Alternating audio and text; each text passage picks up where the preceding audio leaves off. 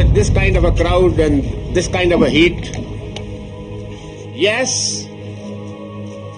the money was paid to the Honorable P.V. Narasimha Rao, the Prime Minister of India.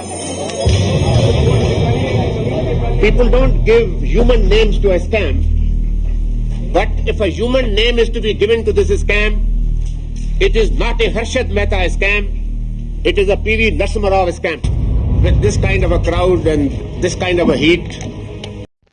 Friends, Harshad Mehta ने 16 जून 1993 को मुंबई की एक press conference में यह आरोप लगाया था कि उसने पीवी नरसिंह राव को 1 करोड़ रुपए से भरा एक सूटकेस उनके घर पर दिया। हर्षद मेहता ने कहा था कि वह अपने साथ प्रधानमंत्री आवास एक सूटकेस लेकर गया था, उसमें 67 लाख रुपए थे। प्रेस कॉन्फ्रेंस में मेहता ने कहा कि उसने सूटकेस पीएम के पर्सनल सेक्रेटरी राम खंडेलकर को दिया। ऐसा उसने प्रधानमंत्री के कहने पर किया। 1 करोड़ देने की बात थी, पर उस दिन वह सुबह तक 67 लाख रुपए का ही इंतज़ाम कर सका था।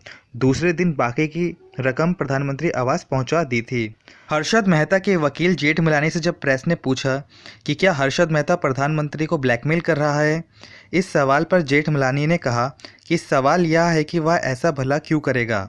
वह 111 दिन पुलिस कस्टडी में रहते हुए ब्लैकमेल कर सकता था, लेकिन तब उसने ऐसा नहीं किया।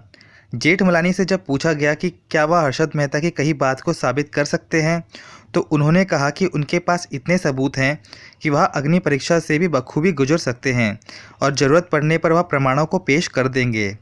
बहरहाल पर पीएम पर रिश्वत लेने का आरोप साबित नहीं हो सका, लेकिन ना तो झूठा आरोप लगाने के आरोप में हर्षद मेहता को सजा हुई और ना ही घूस लेने के आरोप में नरसिंह राव पर यह आरोप साबित हुआ कि आंध्र के नांदयाल लोकसभा उपचुनाव में खर्च करने के लिए हर्षद मेहता से पैसे लिए थे।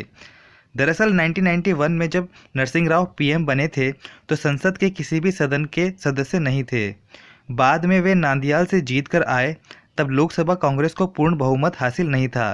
तब झारखंड मुक्ति मोर्चा के सांसदों को रिश्वत देकर नरसिम्हा राव ने अपनी सरकार बचाई थी। रिश्वत लेकर वोट देने का आरोप बाद में साबित भी हो गया और उसको लेकर किसी को सजा नहीं हो सकी, क्योंकि अदालत में तब इसका कोई अधिकार नहीं था।